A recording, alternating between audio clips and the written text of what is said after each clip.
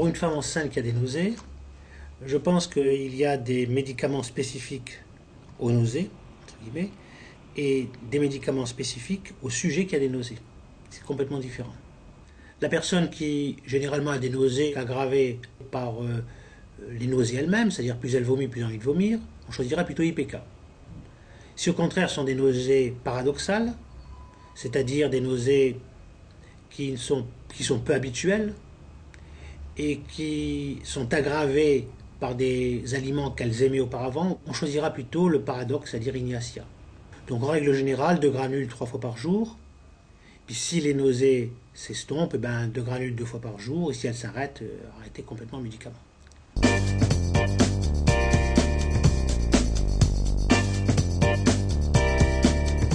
Il faut davantage analyser le type d'insomnie et le type de comportement que peut avoir une dame pendant sa grossesse. J'ai les jambes coupées, je suis tremblante, j'ai de la fièvre, j'ai des problèmes nocturnes, j'arrive pas à m'endormir et cependant je suis abattue. Ça c'est plutôt le gelsemium, qui est très connu d'ailleurs dans le monde homéopathique. Puis il y a des personnes qui au contraire ont l'impression de parler davantage, ont une logorrhée spécifique, parlent de plus en plus, ont peut-être un attrait modéré mais constant pour des boissons alcoolisées, etc. C'est plutôt la késis. Et puis il y a des personnes qui sont abattues dans la journée puis qui ont de l'insomnie durant la nuit. Ça c'est plutôt opium. Pour les problèmes des gencives chez la femme enceinte, d'une façon générale, avec une rougeur des gencives, avec peut-être, il faudra remarquer s'il y a une hyper ou une hypocyalorrhée, c'est-à-dire si la personne salive beaucoup ou beaucoup moins, le médicament prescrit sera complètement différent.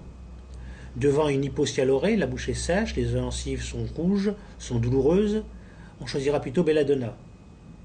Si éventuellement il y a une hypercyalorrhée avec peut-être une légère suppuration, on préférera plutôt mercurus, solubilis.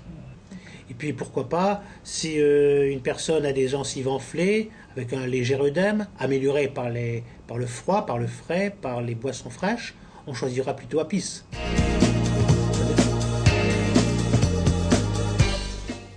Les hémorroïdes et la circulation générale veineuse chez la femme enceinte, c'est un grand classique. Comment agir sur les hémorroïdes? Il y a un grand médicament qui est très connu, qui est traditionnellement utilisé pour les hémorroïdes. Il s'agit d'Aesculus, Aesculus hippocastanum pour être plus simple. Il s'agit tout simplement du marron d'Inde que les anciennes dames mettaient dans la poche lorsqu'elles avaient des hémorroïdes.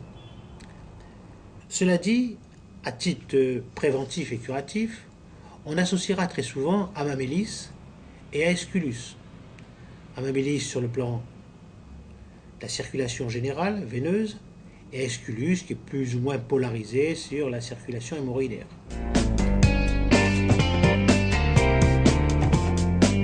Pour l'accouchement, ou avant l'accouchement plutôt, la personne est souvent anxieuse, est inhibée. On lui donnera peut-être gelsemium. Cela dit, si la personne est au contraire agitée, elle voudrait que ce soit fait le plus rapidement possible, avec un sentiment de vouloir accoucher le plus vite possible, c'est plutôt argentum nitricum. Et puis là aussi, pour améliorer ou accélérer la dilatation du col, 2 grands médicaments. L'un, c'est Actéa racemosa, et l'autre, c'est Colophyllum. Ces 2 contribuent à améliorer la dilatation du col et en même temps, évidemment, d'avoir un meilleur accouchement possible.